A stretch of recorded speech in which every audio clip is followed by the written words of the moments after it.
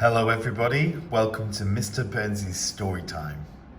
And today we're going to read Tabby Mctat, written by Julia Donaldson and illustrated by Axel Scheffler. Tabby Mctat was a busker's cat with a meow that was loud and strong. The two of them sang of this and that, and people threw coins in the old checked hat. And this was their favourite song. Me, you and the old guitar, how perfectly happy we are. Meow! And the old guitar, how perfectly happy we are. One morning, while Fred ate some bacon and bread, Mctat took a stroll round the block. Then stopped, for there on a doorstep sat a gorgeously glossy and green-eyed cat. She was black with one snowy white sock. Sock and Mctat had a cat-to-cat chat, and that's how their story began. For while they were chatting of this and of that, a thief had his eye on the old checked hat. He eyed it, he snatched it, he ran. The busker gave chase, but he tripped on a lace and crash. In a flash, he was down. He broke his leg and banged his head, and he ended up in a hospital bed in a faraway part of town.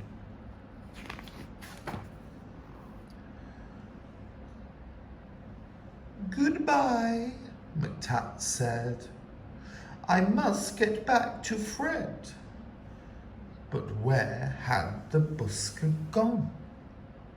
The sun went down and the sky grew black. The stars came out, but he didn't come back. Mctat lingered on and on. A week later, Sock took a stroll round the block and found her new friend looking thin. He's gone off and left me, said Tabby Mctat. Then Sock said, my people, Prunella and Pat, would gladly find room for a fine tabby cat. She was right, and they took Mctat in. Next morning, old Fred left his hospital bed and found his way back to the square. But a brass band stood where the pair once sat, and the band played this and the band played that, and Fred looked all around for his loud meowed cat, but Tabby Mctat wasn't there.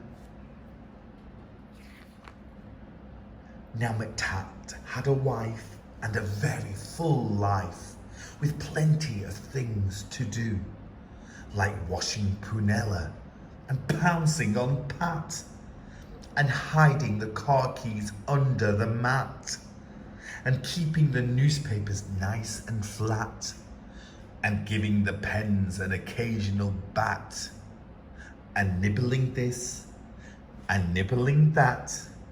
But he dreamed of his friend with the old checked hat, and always woke up with a mew.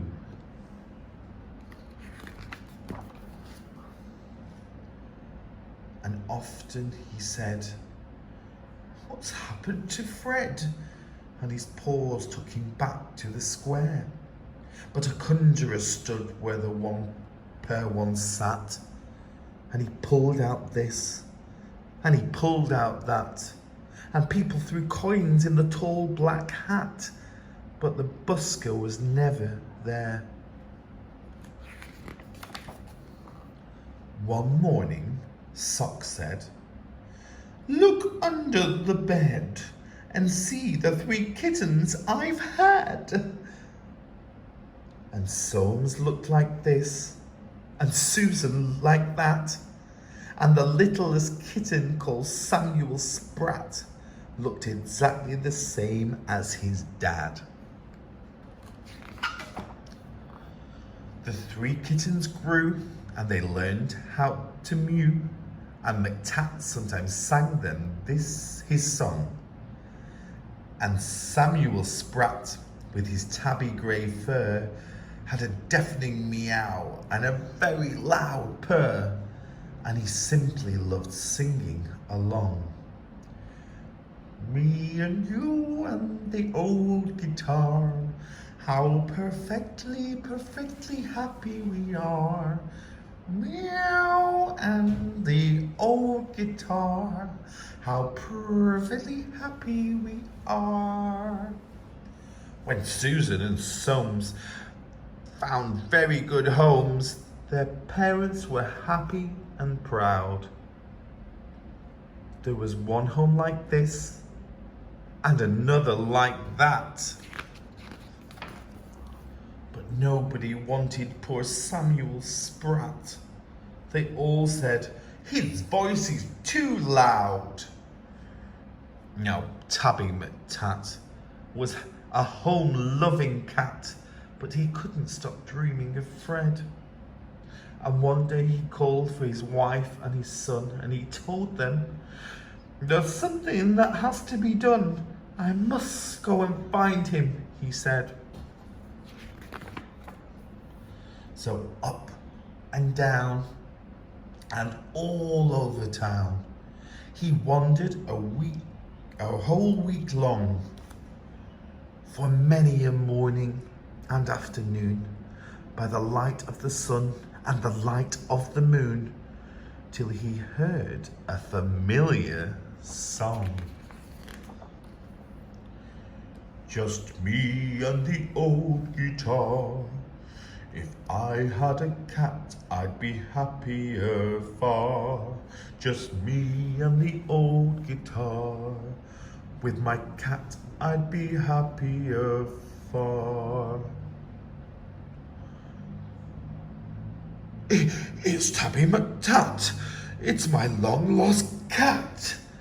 Old Fred was ecstatically glad.